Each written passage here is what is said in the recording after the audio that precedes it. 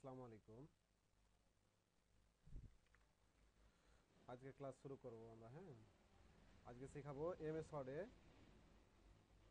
কিভাবে এই যে বুলেট সংযোজন করতে হয়, তারপরে কিভাবে নাম্বার সংযোজন করতে হয়, তারপরে হেডার ফুটার, text direction, page setup, insert picture, কিভাবে পিকচার নিয়ে আসতে হয়, তারপরে চার্ট সম্পর্কে আলোচনা করব, কিভাবে কলাম করতে হয় এটা আলোচনা করব, আর ফাইন্ড অ্যান্ড রিপ্লেসের কাজ দেখাবো। হ্যাঁ, তো শুরু করি। প্রথমে আমরা একটা এমএস ওয়ার্ডে যাব। এমএস ওয়ার্ড ফাইল ওপেন করার পরে যে লেখাগুলো আমি আগে থেকে লিখে রেখেছি। হ্যাঁ, কাজের সুবিধার্থে প্রথমে আছে আমাদের কি বুলেট। বুলেট জিনিসটা কি? হ্যাঁ, বুলেট জিনিসটা হচ্ছে বিভিন্ন লেখার সময় যে লাইন বাই লাইন দেখবে যে লাইনের প্রথমে একটা ডট আছে বা কোনো একটা চিহ্ন থাকে না, যেমন স্টার চিহ্ন থাকে, তীর চিহ্ন থাকে, এলাকে কিন্তু বুলেট বলা হয়। হ্যাঁ, আমি একটু করে দেখাই। এটা হচ্ছে এখানে যদি ছোট ছোট লাইন থাকে, মনে করো পয়েন্ট আকারে কোনো লেখা আছে। হ্যাঁ, আচ্ছা আমি কয়টা লেখা পয়েন্ট আকারে করে নিই। মনে করো এই লেখাটি পয়েন্ট আকারে আছে, কোনো কথা, এটা একটা লাইন, এটা একটা লাইন। হ্যাঁ, হ্যাঁ, এখন হচ্ছে যে এটাকে আমরা বুলেট সেট করবো। কীভাবে বুলেট সেট করবো? এটাকে প্রথমে সিলেক্ট করবো, তারপর যেতে হবে আমাকে পেজ সেট আপ আছে, হোম। হ্যাঁ, হোমে আছে। এই যে এখানে চিহ্নটা দেখতে পাচ্ছ না, যে তীরে ক্লিক করলে এখানে কয়েক রকম দেখাবে যে বুলেট লাইব্রেরি। হ্যাঁ, বুলেট লাইব্রেরি নান করা আছে, এখন নান মানে কিছু নাই, মানে এটা দিয়ে দেখি। এই যে এটা দিলাম, এই যে একটা গোল গোল চিহ্ন হয়ে গেল, এটাই কিন্তু বুলেট। তো এটা হচ্ছে চেঞ্জ করতে পারা যাবে। আবার প্রথম আমরা কোথায় যেতে হবে? হোমে। হোমে যাওয়ার পরে যে বুলেট টুলবারে তীর চিহ্নতে ক্লিক করতে হবে। হ্যাঁ, এখানে হচ্ছে এই যে এখানে বিভিন্ন ক্যাটাগরি আছে, চারকোনা, গোল, এটা একটা ডিজাইন আলা, এটা একটা সুন্দর ডিজাইন, যে তীর টিক চিহ্ন। হ্যাঁ, এলে কিন্তু বুলেট, এই বুলেট গালা এভাবে সেট করে। হ্যাঁ, আচ্ছা, এটা গেল বুলেট। হ্যাঁ, যেটা ভালো ভালো সেট করলে এভাবে বুলেট সেট করতে হয়। তারপর এখন কিছু যে নাম্বারিং করা থাকে। এখন মনে করো যে লেখা হয়ে গেছে অনেক লাইন, মনে করো এখানে আছে কয় লাইন, 10 লাইন হয়তো আছে। তো যখন অনেক লাইন হয়ে যাবে, 100 লাইন 200 লাইন, তখন নাম্বারিং করতে অনেক সময় লাগবে। তো এই জন্য ওই লেখাটিকে সিলেক্ট করার পরে যে লাইনগুলো হচ্ছে নাম্বারিং করবে, সিলেক্ট করার পরে আবার হোমে যাওয়ার পরে এখানে ওই যে নাম্বার, এই যে টুল বারের এখানে এই যে কি, এই যে নাম্বার দিলে নাম্বার চলে আসবে। কি ফরম্যাটে দিবে? যে নাম্বারের পরে ডট দেওয়া আছে। হ্যাঁ, ডট হবে, এই যে নাম্বারের পরে ডট আছে, এখানে ডট হবে। তো ব্রাকেট আছে, ব্রাকেট হবে। হুম, বা যে রোমান সংখ্যাতে যদি লিখতে চাও এখানে দেওয়া আছে। এবিসি ক্যাটাগরিতে যদি দিতে চাও তাহলে এভাবে দিতে হবে, ছোট হাতের বড় হাতের। হ্যাঁ, তো এভাবেই তো আমরা একটা নাম্বার সেট করি। প্রথম কার্ডটা নিলাম। তো এভাবে হচ্ছে নাম্বার সেট করতে হয়। বুলেট আর নাম্বার আশা করি সেট করতে পারবে সবাই। আচ্ছা, এ সম্পর্কে আর কোনো কিছু প্রশ্ন থাকলে বলতে পারবে। তারপরে আছে হেডার আর ফুটার। হ্যাঁ, তো হেডার আর ফুটার জিনিসটা কি? হেডার আর ফুটার হচ্ছে আমরা বিভিন্ন বইয়ের পাতায় যখন দেখি নিচে যে পৃষ্ঠা নাম্বার লেখা থাকে, তারপরে লেখা ব্যতীত দেখবে ওপর কোনায় বা ডান কোনায় বা বাম কোনায় কিছু একটা লেখা থাকে। ওপরে যদি থাকে ওটা হচ্ছে হেডারের মধ্যে সংযুক্ত থাকে, আর নিচে যদি থাকে তাহলে ফুটার। তো আমরা এখানে এই যে ফাঁকাতে ডবল ক্লিক করব। হ্যাঁ, এই যে আমাদের এখানে কিন্তু মার্জিন, এই যে লেখার বাম দিকে আছে না, ওপর আছে এই মার্জিন। তো আমরা ওপর মার্জিনে ডবল ক্লিক যদি করি মাউস দিয়ে, ডবল ক্লিক মানে কি right button, sorry left button double click. হ্যাঁ, এখানে ফাঁকাতে ডবল ক্লিক করলে এরকম এই যে হেডারের একটা অপশন চলে আসবে, নিচ দিকে ফুটারের একটা অপশন চলে আসবে। হ্যাঁ, কারণ আমরা এখানে ইচ্ছা মতো লিখতে পারবো। কি লিখবো? যদি দিই পেজ নাম্বার, যদি দিই দিলাম, অথবা এটা যদি ফাইলের কোনো নাম হয়, এটা কোনো স্কুলে যদি হয় স্কুলের নাম দিই, বা কোনো লেখক যদি লিখেছে তার যদি নাম দিই। হ্যাঁ, তাহলে এটা নামটা দিতে হবে। তো আমরা একটা নাম দিই, আমরা হচ্ছে যে এবি কম্পিউটারটার নামটা দিলাম, বা হেড কার নাম দেবো। আচ্ছা দিলাম। এখন এটা দেওয়ার ফলে আমরা তো এটা এর মধ্যেও লিখতে পারি, তাই না? তো এটা দেওয়ার ফলে হচ্ছে এটা একবার লিখবো আমরা, এটা প্রতিটা পাতায় পাতায় কিন্তু অটোমেটিক হয়ে যাবে। হ্যাঁ, এটাই হচ্ছে হেডার। একই হিসাবে ফুটার বা নিচ দিকে যদি আমাদের কিছু লেখার প্রয়োজন হয়, আবার ফুটার এখানে ডবল ক্লিক করলে কোনো একটা কথাটা লিখলাম, অনেক সময় লেখা থাকে নোট দিয়ে, নির্দিষ্ট কোনো কথা লেখা থাকে না, এটাই হচ্ছে ফুটার। তো হেডার আর ফুটার আশা করি বুঝতে পেরেছ। ঠিক আছে, তারপরে আছে টেক্সট ডিরেকশন। আচ্ছা, ডিরেকশন বলতে বোঝায় মানে দিক আর কি। তো টেক্সট ডিরেকশন মানে টেক্সটটাকে আমরা কোন ভাবে রাখবো। এখন আমরা যে টেক্সটটা দেখছি যে বাম দিক থেকে ডান দিকে চলে গেছে, হ্যাঁ, আমাদের তো প্রয়োজন হতে পারে যে নিচ থেকে উপর দিকে, এরকম তো হতে পারে। তো এটা কিভাবে করব, বা উপর থেকে নিচ, এটাও হতে পারে। তো টেক্সট ডিরেকশন কি, এটা আসলে ব্যবহার হয় কোথায়? এটা ব্যবহার হয় বিশেষ করে যে যখন আমরা দলিল টলিল করি না, তখন লেখা থাকে যে প্রথম পক্ষের স্বাক্ষর, দ্বিতীয় পক্ষের স্বাক্ষর। তো ওটা হচ্ছে নিচ থেকে উপর দিকে লেখা থাকে এভাবে, হ্যাঁ। তো আমরা ওটাকে নিয়ে আসি, কিভাবে দেবো আমরা ওটাকে খুঁজে বের করবো। আগে টেক্সট ডিরেকশনটা প্রথমে আমরা একটা টেক্সট বক্স দেবো, হ্যাঁ, ইনসার্ট, ইনসার্টে যাওয়ার পরে টেক্সট বক্স, এই যে এখানে টেক্সট বক্সে ক্লিক করার পরে সাধারণ একটা টেক্সট বক্স নেবো, এই যে এটা, এটার উপর ডবল ক্লিক করলাম। টেক্সট বক্সটা আমরা নিয়ে আসি। আচ্ছা, আমরা এটা যখন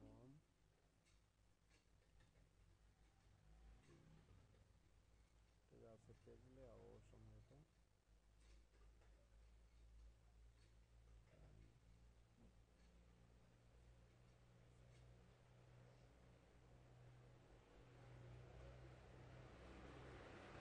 টেক্সট ডিরেকশন, টেক্সট ডিরেকশন সফটওয়্যারগুলো আপডেট করা হয়েছে তো।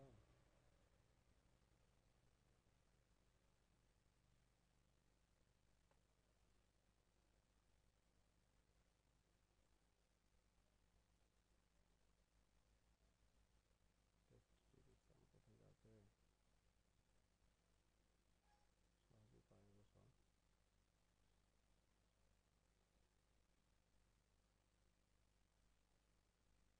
এই যে ফরম্যাটে আছে, এই যে টেক্সট ডিরেকশন। আমরা কি করলাম, প্রথমে এটা টেক্সট বক্স নিলাম। টেক্সট বক্স কিভাবে দেবো, ইনসার্ট থেকে টেক্সট বক্স, টেক্সট বক্সে ক্লিক করার পর এরকম আসলো। এখন আমাদের কাঙ্ক্ষিত তথ্যটা এখানে লিখলাম, কিছু একটা লিখি, ফার্স্ট ক্লাস, এরকম কিছু লেখা লিখলাম। হ্যাঁ, লেখার পরে আমরা এখন লেখাটাকে চেঞ্জ করবো আর কি, ডিরেকশন চেঞ্জ করবো। এই জন্য যেতে ফরম্যাট অপশানে, ফরম্যাট, ফরম্যাটে যাওয়ার পরে টেক্সট ডিরেকশন, হ্যাঁ, এই যে টেক্সট ডিরেকশনে যাওয়ার পরে যেটা হচ্ছে হরাইজন্টাল, এখানে যে ক্যাটালগুলো দেওয়া আছে, হ্যাঁ, এটা হচ্ছে বাম দিক থেকে ডানে, এটা উপর থেকে নিচ, আর এটা নিচ থেকে উপর। হুম, আচ্ছা আমরা একটা দিয়ে দেখি, এটা হলো উপর থেকে নিচ। এই যে দেখলাম অটোমেটিক ঘুরে গেছে না। আচ্ছা আমরা আরেকটা নিই, আমরা যাবো প্রথমে insert, text box, text box নেওয়ার পরে একটা সাধারণ টেক্সট বক্স নিব। এখানে কোনো একটা কথা লিখলাম, সেকেন্ড ক্লাস কথাটা লিখি। আচ্ছা আমরা এটাকে চেঞ্জ করব, এটার উপর ক্লিক করার পরে ফরম্যাট, ফরম্যাটের পরে টেক্সট ডিরেকশন, এটা আমরা নিচ থেকে উপরে দেবো, হ্যাঁ।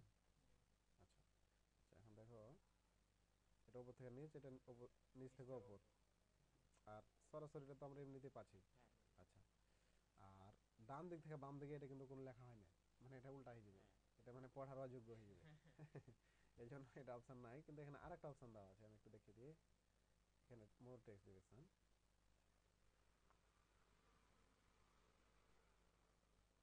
এখানে আর কোনো অপশন নাই, এই তিনটাই আছে এখানে এই সফটওয়্যারে।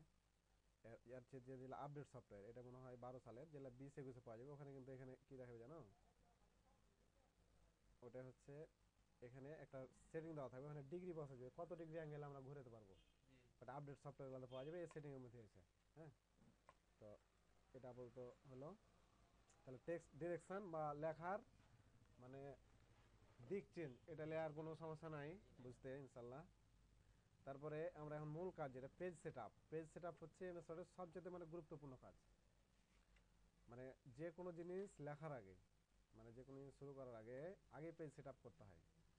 যে আমরা আসলে যে পেজটাতে লিখবো, পেজটা কত বড় হবে, এ4 হবে না লিগ্যাল হবে না লেটার হবে, এটা হচ্ছে আগে কিন্তু সিলেক্ট করতে হবে। হুম, তো আমরা প্রথমে এটা পেজ সেট আপ যাবো। পেজ সেট আপ যাওয়ার জন্য যেতে হবে আমাদের যে পেজ লেআউট, পেজ লেআউট যাওয়ার পরে হচ্ছে মার্জিন, মার্জিন তারপরে কাস্টম মার্জিন, বুঝতে পারলে, কাস্টম মার্জিন গেলাম।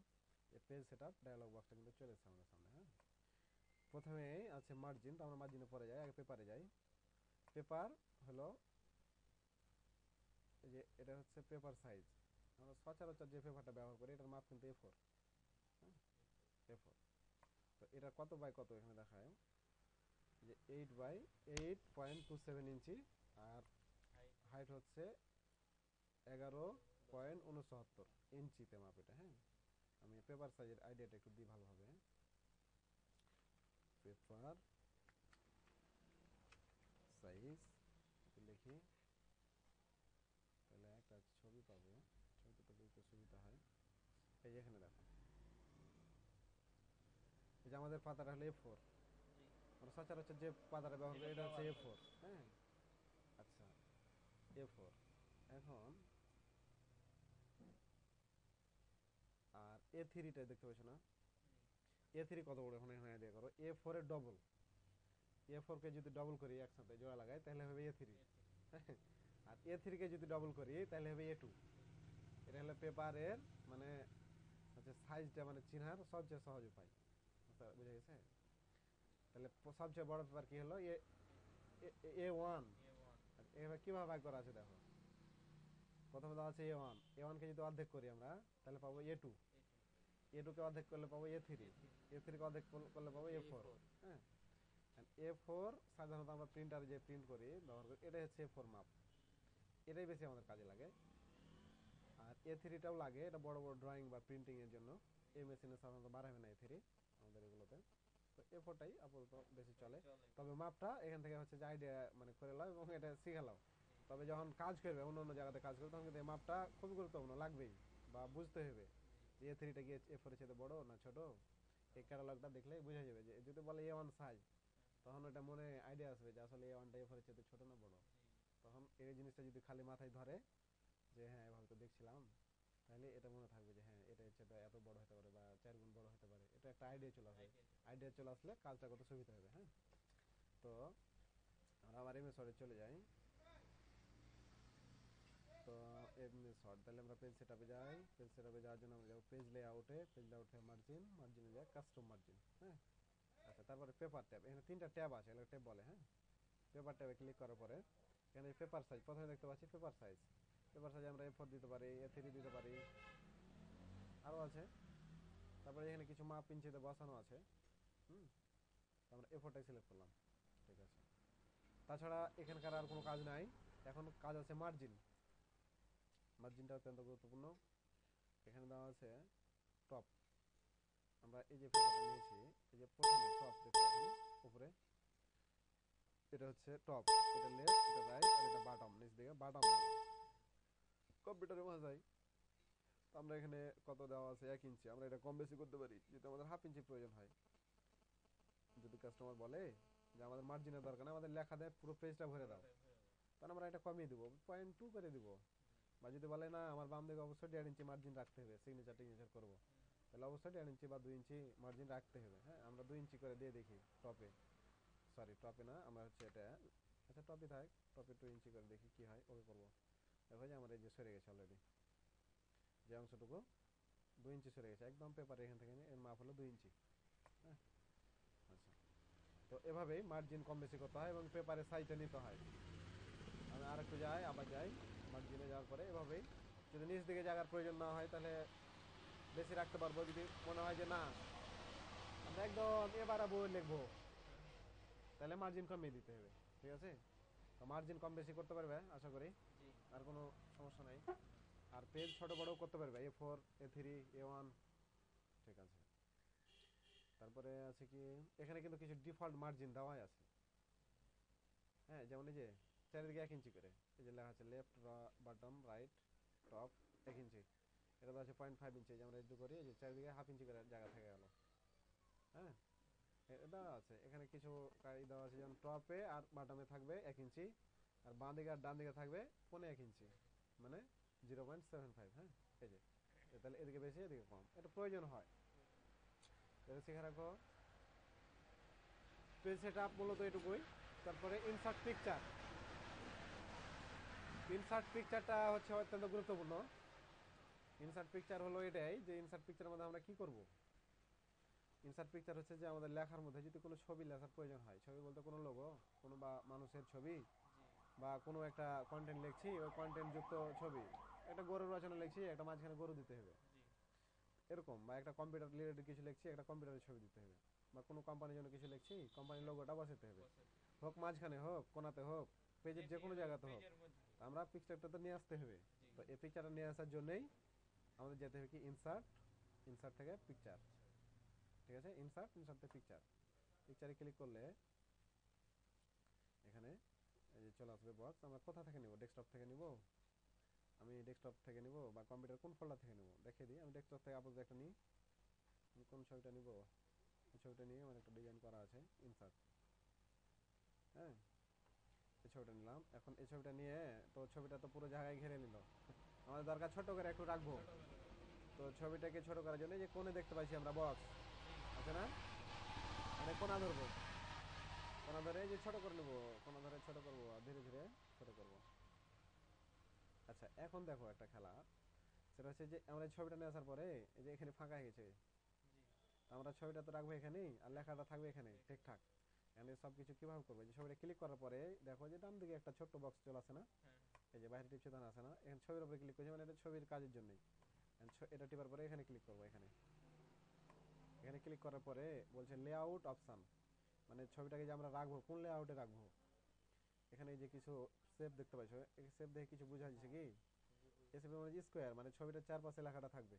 হ্যাঁ এই যে টিপলাম তো ছবির চারপাশে লেখাটা ঘিরে নিল। আবার দেখি, এটা কি টাইট। ছবিটা যদি গোল হয়, আমার এটা চারকোনা তো, যদি গোল হয়, হ্যাঁ।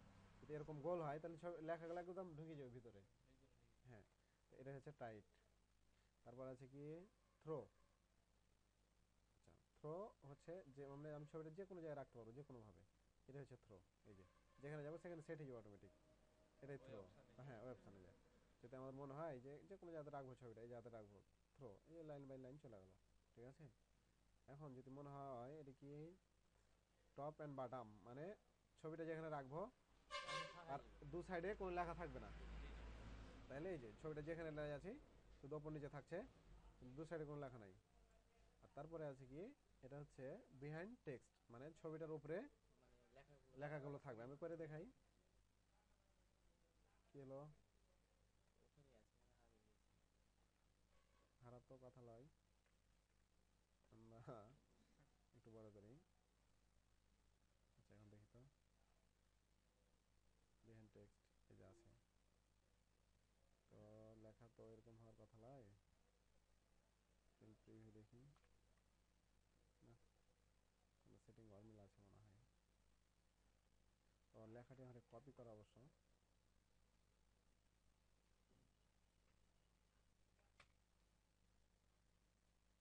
আচ্ছা, আমি অন্য পেজে গিয়ে দেখাই তো।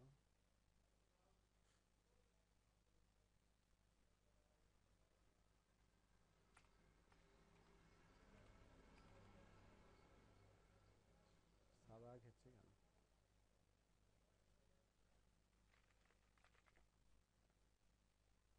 এই যে ঠিক আছে।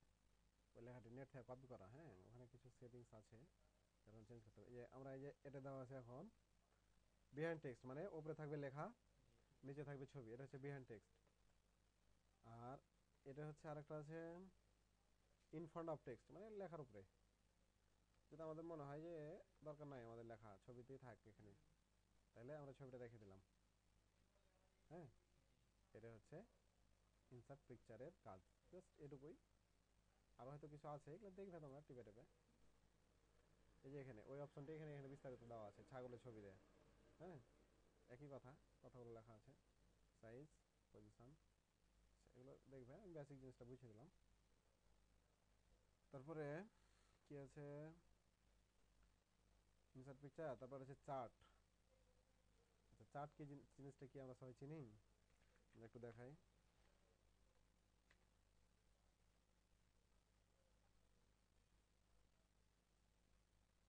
কি হলো রে নেটের অবস্থা।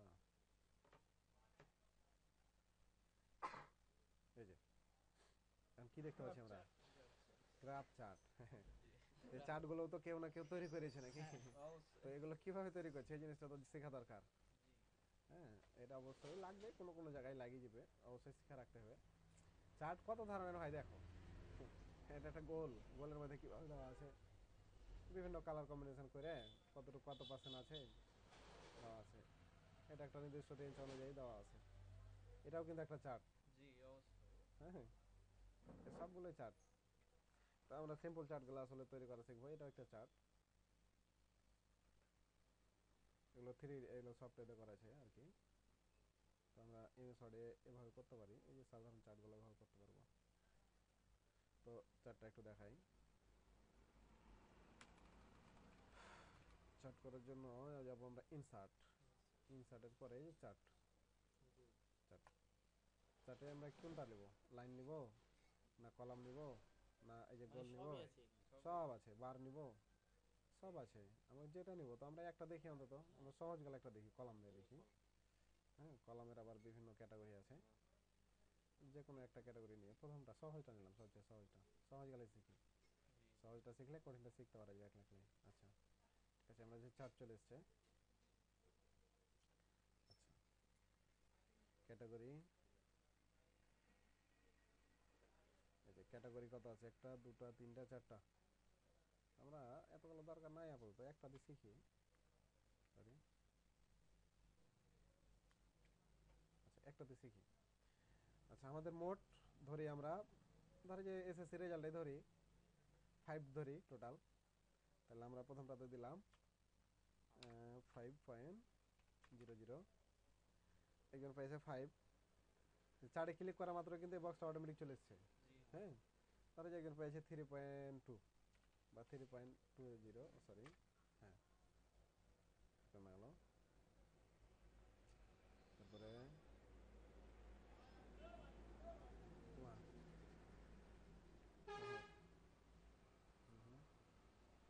তারপরে এটা কত,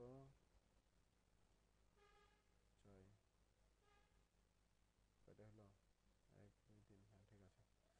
এই যে চারটা মূলত এভাবে তৈরি করতে হয়, মানে টোটাল স্কেল কত এটা থাকবে, মানে সর্বোচ্চ থেকে সর্বনিম্ন।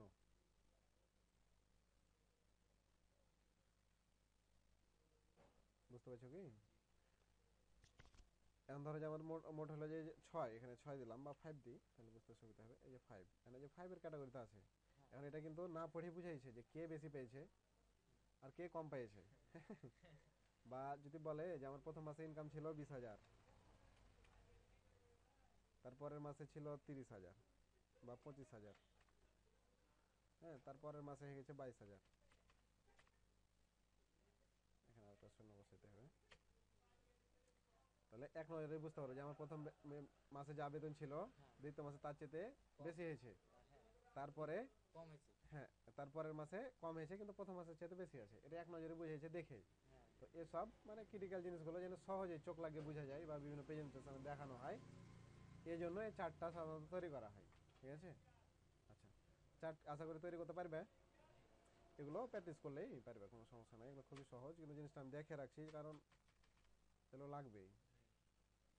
আচ্ছা, তারপরে কলাম, কলাম সবচেয়ে সহজ জিনিস, তারপরও আমি দেখাবো। ধরো যে আমার এই লেখাগুলো কত আছে, অনেক লেখা আছে, পড়তে কষ্ট হয়ে যাবে, এক লাইন পড়তে কষ্ট হয়ে যাবে মানুষের। এখানে যদি শুরু করে পড়তে পড়তে এখানে আসে ভুলে যাবে যে কোন লাইনে গিয়ে শুনবো, যখন এই লাইনটা পড়বে, পড়তে পড়তে এসে এই লাইন পড়ছো না, এই লাইন পড়ছো না। এই জন্য কি করতে হবে, লাইনগুলো ছোট ছোট করার জন্য কলম ব্যবহার করা হয়। তাছাড়া অন্য কাজেও কলম ব্যবহার করা হয় বিভিন্ন কাজে।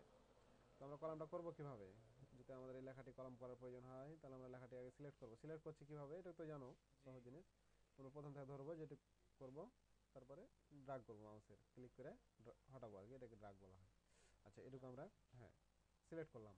সিলেক্ট করবো আবার ইনসার্ট, সরি ইনসার্ট আছে না, পেজ ডিজাইন আছে, পেজ ডিজাইন আছে। তাহলে আমরা পেজ ডিজাইনে যাওয়ার পরে যে কলাম, কলাম এন্ড আমরা এটা কয়টা কলামে ভাগ করব, একটা করব, একটা তো হয়ে আছে, দুইটা করলে দুইটা, তিনটা করলে তিনটা। এটা হ্যাঁ, কলম বলে। হ্যাঁ এটাই কলাম বলে। এই যে তিনটা সারিতে ভাগ হয়ে গেল না। লেখাটা। হ্যাঁ, এটা এখন পড়তে সুবিধা হবে, কিন্তু এখন পরপর করে পড়ে যে কেউ পড়তে পারবে। লাইনটা ঠিকই থাকবে লাইনটা কিন্তু ঠিকই থাকবে, হ্যাঁ এই যে এখান থেকে এখানে, কলমে এখান ছোট থেকে ছোট। এখানে, এটা কিন্তু এখান থেকে আসে এর শেষ হবে, হ্যাঁ। আবার এখানে শুরু হবে, আবার এখানে শেষ হয়, আবার এর শুরু হবে। হ্যাঁ, এভাবে বুঝা গেছে। জি। আচ্ছা, পত্রিকায় এরকম হ্যাঁ থাকে। পত্রিকা এভাবে থাকে। এখন আরেকটা কথা এর মধ্যে আছে, কলাম তো সবাই করতে পারে, হ্যাঁ। কিন্তু যদি বলে যে বুঝে দাও কলমের এই ফাঁকাটুকু আমি একটু বাড়িয়ে নেবো, কেউ বলে যদি আমি একটু কমিয়ে নেবো, আমি এর মধ্যে কলম দিয়ে কিছু লিখবো, একটু কথার কথা যদি বলে, তাহলে কিভাবে করবো, এটা হচ্ছে আসল কাজ।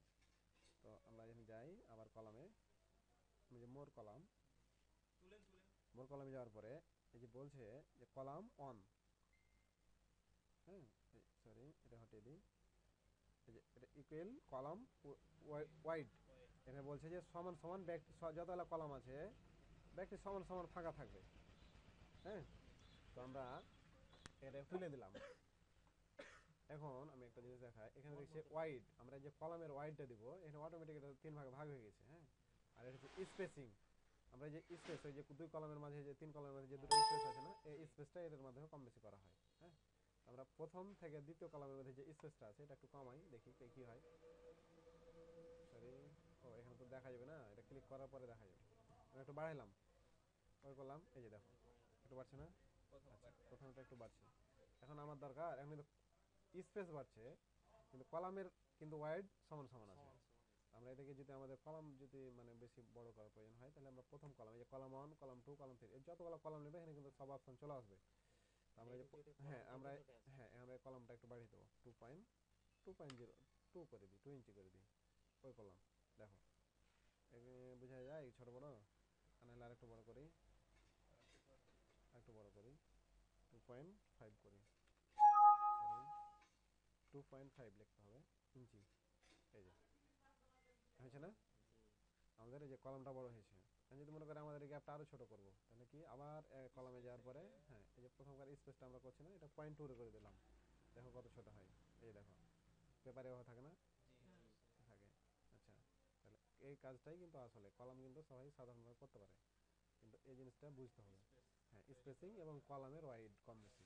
হ্যাঁ, ঠিক আছে, তাহলে কলাম নিয়ে আর কোনো সমস্যা মনে হয় থাকবে না ইনশাল্লাহ। ঠিক আছে, এখন সবচেয়ে গুরুত্বপূর্ণ জিনিস আছে আর একটা, ফাইন্ড অ্যান্ড রিপ্লেস।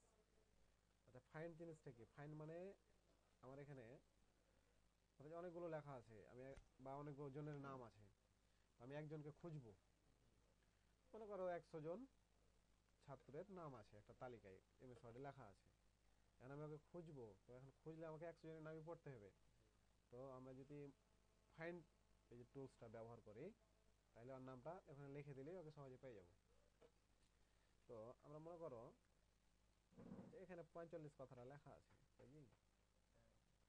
45 কথাটা লেখা আছে, বা যে রিটেন কথাটা লেখা আছে এটা একজনের নাম মনে করলাম, মানে বা যে বুক বুক কথাটা নাম লেখা আছে, আমরা মনে করো জানি না কোথায় লেখা আছে, আমরা এখন প্রথম পেজে আছি, আমরা এটাকে বের করবো, কিভাবে বের করবো? তাহলে হ্যাঁ বুকটা কোথায় আছে, এখন আমরা কন্ট্রোল এফ চাপবো কিবোর্ড থেকে, কন্ট্রোল এফ। হ্যাঁ, কন্ট্রোল এফ চাপলে এখানে একটা চলে আসবে, নেভিগেশন একটা অপশন চলে আসবে। হ্যাঁ, আমরা এখন এটাকে লিখবো, কি লিখবো? বুক, বি ডবল ও কে, বুক কথাটা লিখলাম। হ্যাঁ, হ্যাঁ এই যে এখানে দেখছে বলছে যে 3 রেজাল্ট, মানে 3টা পাইছে আমি বুক কথাটাতে, এই যে প্রথম একটা পাইছে, এই যে মার্কিং করে দিয়েছে কিন্তু। হ্যাঁ, তারপর আরেকটা দেখবা, এই যে এখানে একটা পেয়েছে, তারপর এখানে একটা পাইছে। তাহলে আমরা এখন সহজেই ওকে মানে আইডেন্টিফাই করতে পারছি যে হ্যাঁ বুক কথাটা আছে কোথায়। ইন্টার মারলে ওর উপরে চলে যাবে কার্সর, আবার ইন্টার মারলে নেক্সটে যাবে, আবার ইন্টার মারলে এখানে চলে যাবে। হ্যাঁ, আমরা হয়তো এখন চোখে দেখলাম, কিন্তু যখন 200 পেজ থাকবে তখন কিন্তু চোখে দেখতে নাও পাইতে পারি, প্রথম পেজটা ওপেন হবে, তখন আমরা ইন্টার যখন মারবো তখন চলে যাবে একদম কাঙ্ক্ষিত জায়গায়। ঠিক আছে, তাহলে এটা গেল একটা ফাইন। হ্যাঁ, আচ্ছা মানে এখন রিপ্লেসটা কোথায় যাব? সরি, ফাইন আর রিপ্লেস তো একই জায়গায় ছিল হিসাবে। আচ্ছা, আমরা একটু দেখি, insert,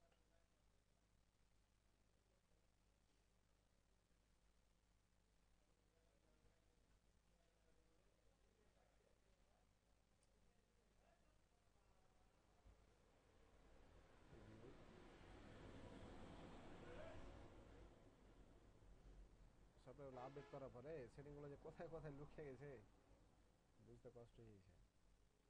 around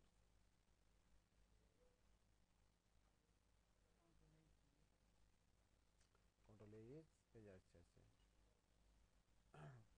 control H A আসছে, এই টুলটা আমি চাচ্ছিলাম, এটা হচ্ছে এমএস ওয়ার্ডের পুরাতন ভার্সনগুলোতে আছে control F A, find and replace চলে আসতো, এখন আছে এটা কন্ট্রোল এইচ এ। হ্যাঁ, এটা হচ্ছে 16 সালের ভার্সন। তো এই যে আমরা যেটা করলাম ফাইন্ড, এখানে কিন্তু লিখলো হয়তো,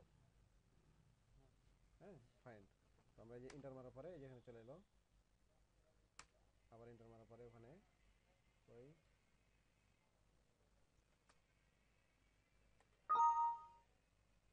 পারছি না নাকি?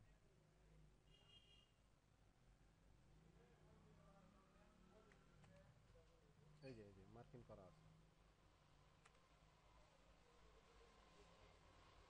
আর একটা এখানে আছে।